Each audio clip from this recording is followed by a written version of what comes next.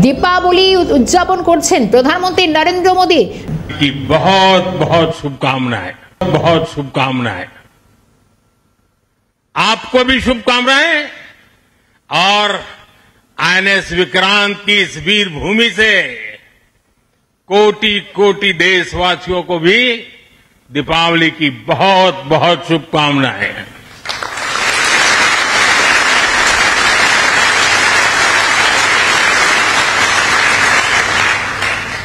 और खास आपके परिवारजनों को दीपावली की बहुत शुभकामनाएं। साथियों, दीपावली के पर्व में हर किसी को अपने परिवार के बीच दिवाली मनाने का मन करता है। मुझे भी मेरे परिवारजनों के बीच दिवाली मनाने की आदत हो गई है और इसलिए आप जो मेरे परिवारजन है ना, उनके बीच में दिवाली मनाने चला जाता हूं। आज आपके बीच आया।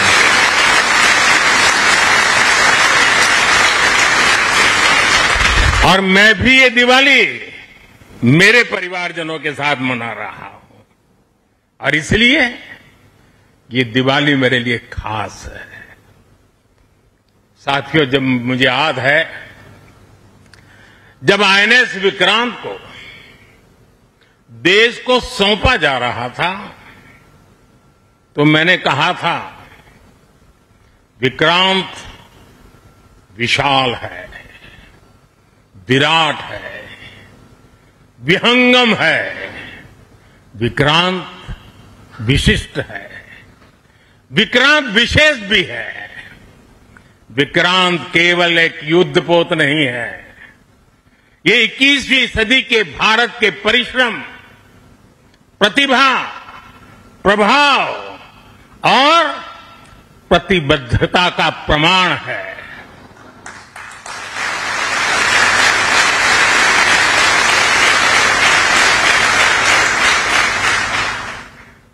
आप सबको याद होगा जिस दिन देश को स्वदेशी आईएनएस विक्रांत मिला था, उसी दिन भारतीय नौसेना ने गुलामी के एक बड़े प्रतीक चिन्ह का त्याग कर दिया था। हमारी नेवी ने छत्रपति शिवाजी महाराज की प्रेरणा से नया ध्वज अपनाया था। छत्रपति शिवाजी महाराज की, छत्रपति शिवाजी महाराज की, छत्रपति शिवाजी महाराज की। साथियों, हमारा आईएनएस विक्रांत आज आत्मनिर्भर भारत और मेड इन इंडिया का बहुत बड़ा प्रतीक है। महासागर को चीरता हुआ स्वदेशी आईएनएस विक्रांत भारत की सैन्य क्षमता का प्रतिबिंब है। अभी कुछ ही महीने पहले हमने देखा है विक्रांत ने अपने नाम से ही पूरे पाकिस्तान की रातों की नींद उड़ा दी थी।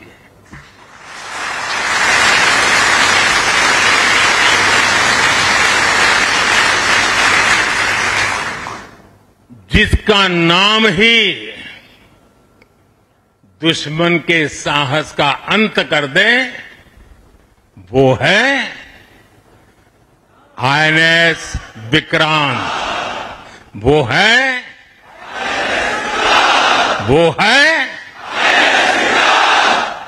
साथियों, मैं इस अवसर पर हमारी सेनाओं को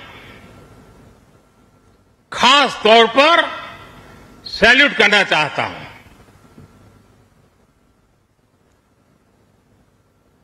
भारतीय नौसेना द्वारा पैदा किए जो भय पैदा किया गया है, भारतीय वायुसेना द्वारा दिखाए गए अद्भुत कौशल ने, भारतीय सेना की जांबाजी ने, तीनों सेनाओं के जबरदस्त समन्वय ने ऑपरेशन सिंदूर में पाकिस्तान को इतनी जल्दी घुटने टेकने पर मजबूर कर दिया था।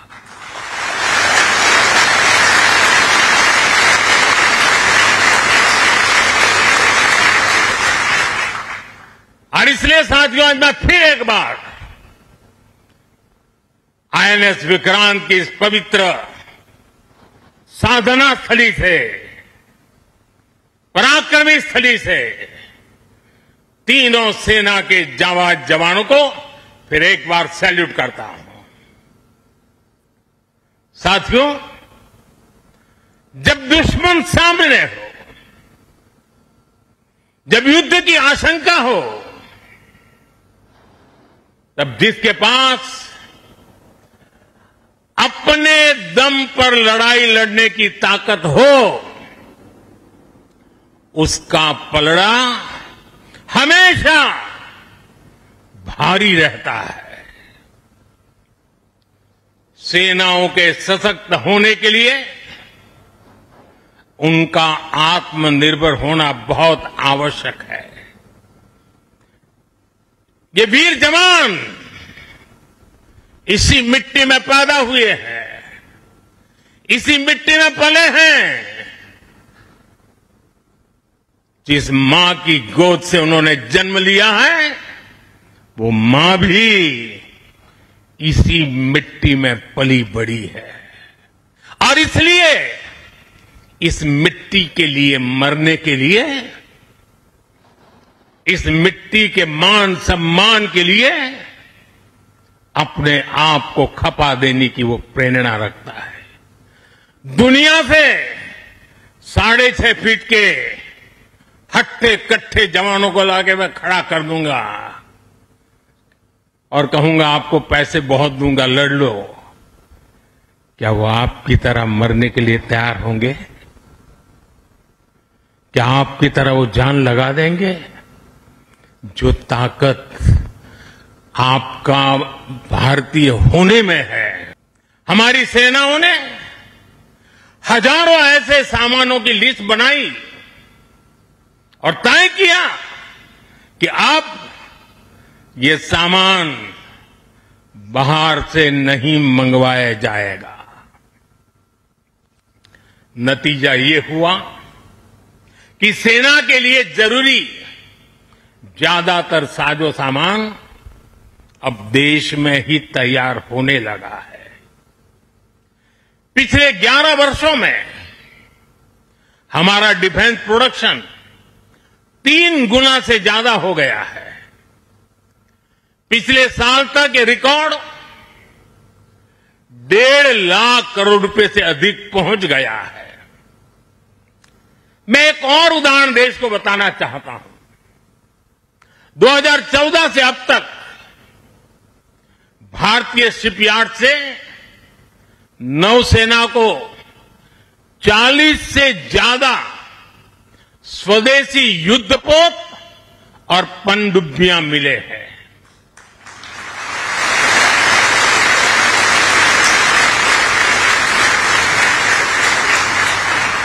और देशवासी, आप जहां भी मुझे सुन रहे हो, एक आंकड़ा याद रखना। और मैं पक्का मानता हूं आज आपके सुनने के बाद आपके दिवाली के दिए और ज्यादा तेज प्रकाशित हो जाएंगे। जो मैं कहना चाहता हूं वो क्या है? आज हमारी क्षमता क्या है?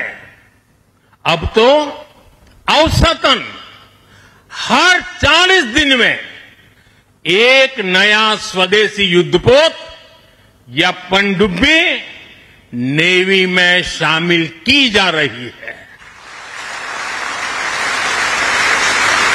हर 40 दिन में एक। साथियों, हमारी ब्रह्मोस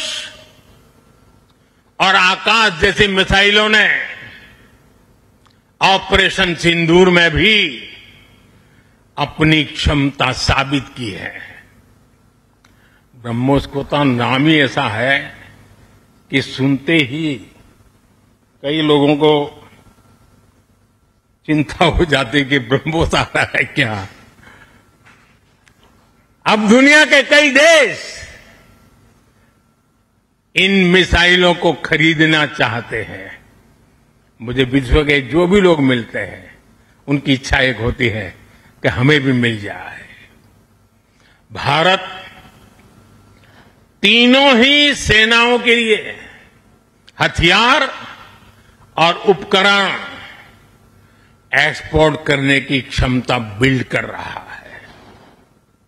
हमारा लक्ष्य है कि भारत पूरी दुनिया के टॉप डिफेंस एक्सपोर्टर देशों में शामिल हो।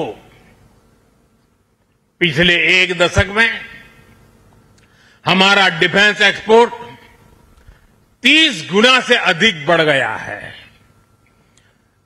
और सफलता के पीछे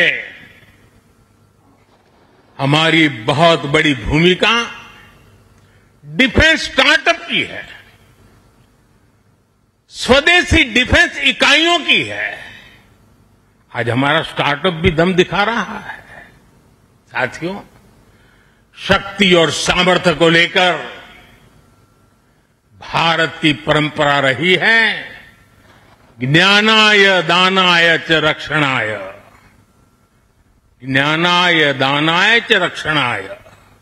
अर्थात हमारा विज्ञान, हमारी समृद्धि और हमारी ताकत मानवता की सेवा और मानवता की सुरक्षा के लिए होती है।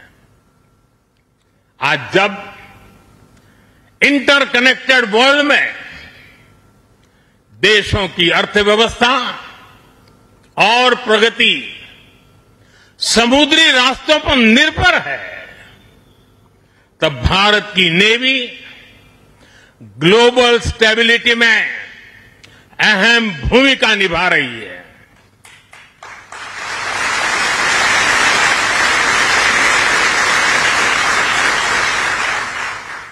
आज दुनिया की 66% ऑयल सप्लाई, दुनिया के 50% कंटेनर शिपमेंट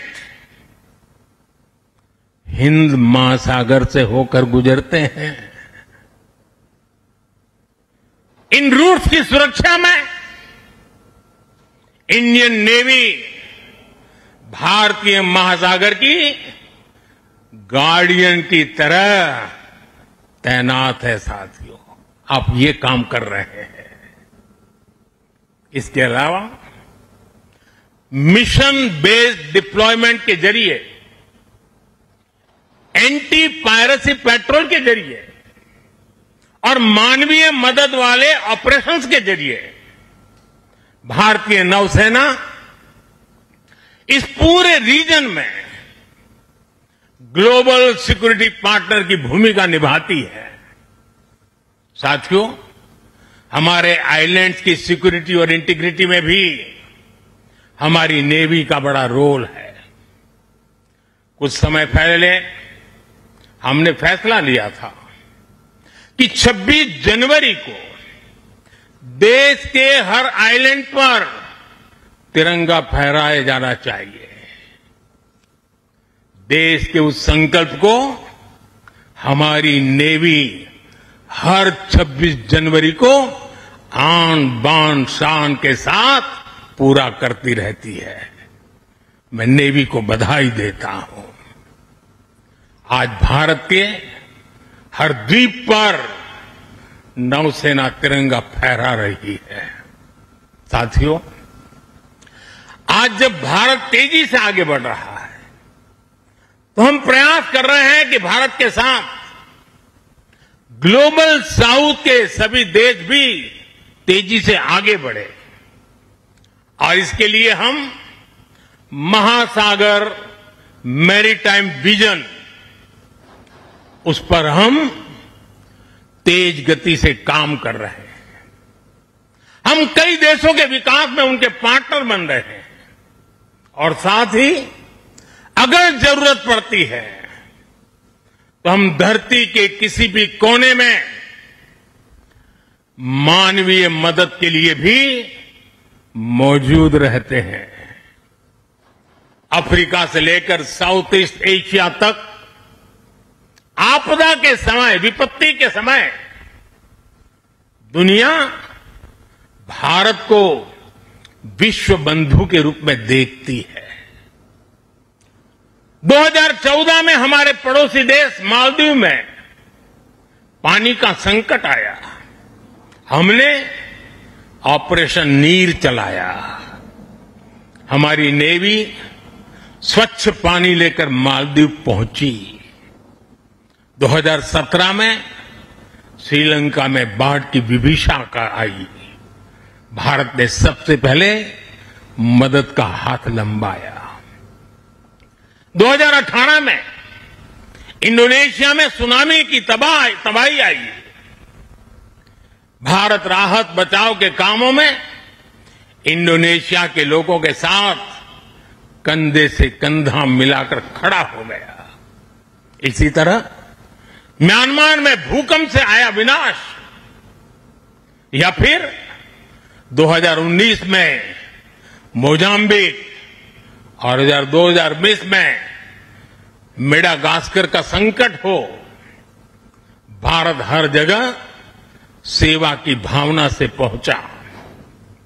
साथियों, हमारी नौसेनाओं ने विदेश में फंसे लोगों को सुरक्षित लाने के लिए भी समय समय पर अभियान चलाए हैं। यमन से लेकर सूडान तक जहां जहां जरूरत पड़ी, आपके शौर्य और साहस ने दुनिया भर में रह रहे भारतीयों के भरोसे को बहुत मजबूत किया है। हमने हजारों विदेशी नागरिकों का भी जीवन बचाया है, सिर्फ भारतीयों का नहीं। उस देश में फंसे हुए कई देश के नागरिकों को भी हम बचा करके, निकाल करके लाए, उनके घर तक पहुंचाया है। साथियों, हमारे सैन्य बलों ने जल, थल, नभ, हर मोर्चे पर और हर परिस्थिति में देश की सेवा की है, समर्पण भाव से सेवा की है, पूरी संवेदनशीलता के साथ सेवा की है। समंदर में हमारी नेवी देश की समुद्री सीमाओं और व्यापारिक हितों की सुरक्षा के लिए तैनात रहती है। आकाश में हमारी एयरफोर्स भारत की सुरक्षा के लिए प्रतिबद्ध रहती है और जमीन पर तपते रेगिस्तान से लेकर ग्लेशियर तक हमारी सेना, हमारे बीएसएफ के जवान, हमारे आईटीबीपी के जवान सब मिलकर के चट्टान की तरह खड़े रहते हैं। इसी तरह अलग अलग मोर्चों पर SSB, Assam rifles, CRPF, CISF और इंटेलिजेंस एजेंसीज के जवान भी सीमलेसली एक यूनिट के रूप में हर जवान मां भारती की सेवा में डटा रहता है। मैं आज भारतीय तटरक्षक इंडियन कोस्ट गार्ड की भी सराहना करूंगा। वो जिस तरह नेवी के साथ समन्वय बनाकर हमारी कोस्टलाइन सिक्योरिटी में दिन रात तैनात रहते हैं, उनका योगदान राष्ट्र रक्षा की इस महायज्ञ में बहुत ज्यादा है। साथियों, हमारे सुरक्षा बलों के पराक्रम और हमारे सुरक्षा बलों के साहस के कारण ही बीते वर्षों में देश ने एक और बड़ी उपलब्धि हासिल की है। ये उपलब्धि है माओवादी आतंक का खात्मा। आज देश नक्सली माओवादी आतंक से मुक्ति के कगार पर है। मुक्ति दस्तक दे रही है दोस्तों। 2014 से पहले देश के करीब 125 जिले माओवादी हिंसा की चपेट में थे। 125 जिले,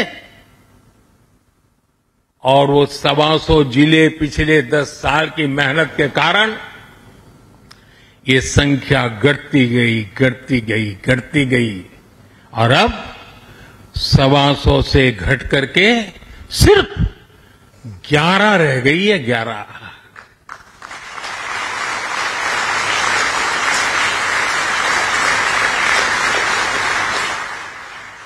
और 11 में भी जिसको थोड़ा अभी भी उनका प्रभाव नजर आ रहा है, वो संख्या तो सिर्फ 3 जिले बचे हैं। 125 में से सिर्फ 3। 100 से ज्यादा जिले माओवादी आतंक से पूरी तरह आजाद होकर पहली बार खुली हवा में सांस ले रहे हैं। शानदार दिवाली इस बार मना रहे हैं।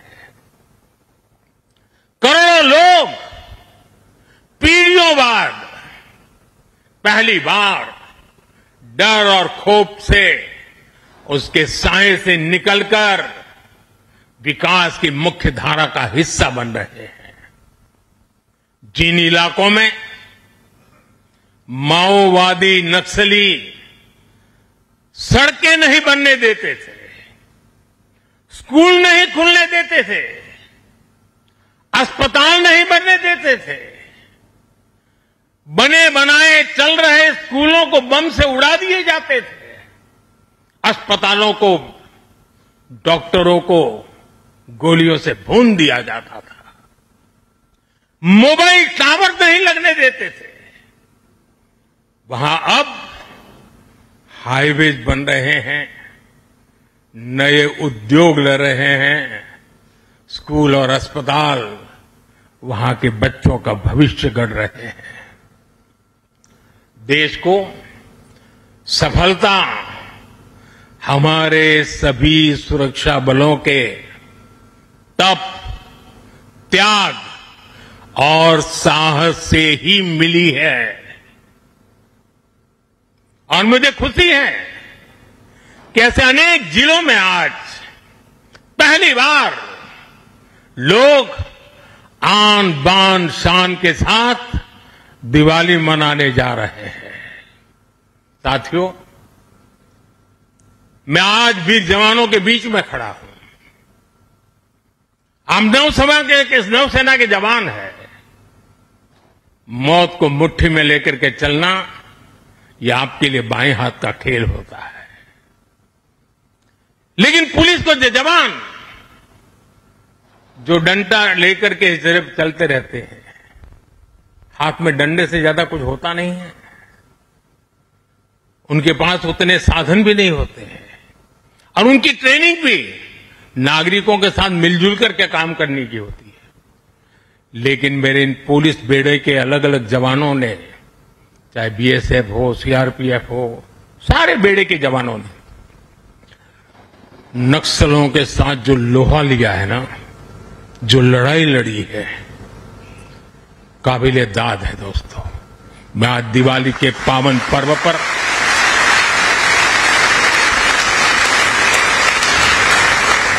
मेरे पुलिस बेड़े के इन जवानों को लाख लाख बधाई देता हूं।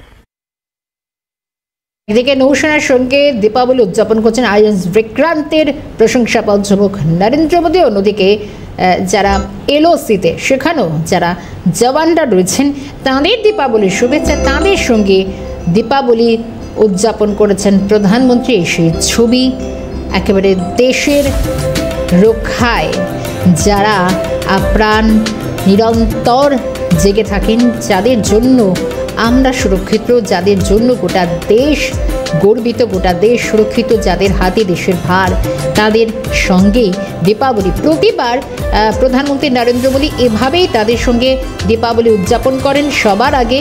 এবং সেই ছবি দেখাচ্ছি, দীপাবলি উদযাপন করেছেন প্রধানমন্ত্রী নরেন্দ্র মোদী দেশের সেনা জওয়ানদের সঙ্গে। এবং কিছুক্ষণ আগে আইএনএস বিক্রান্তে ছিলেন দীপাবলি, সেখানে বক্তব্য রাখছিলেন প্রধানমন্ত্রী।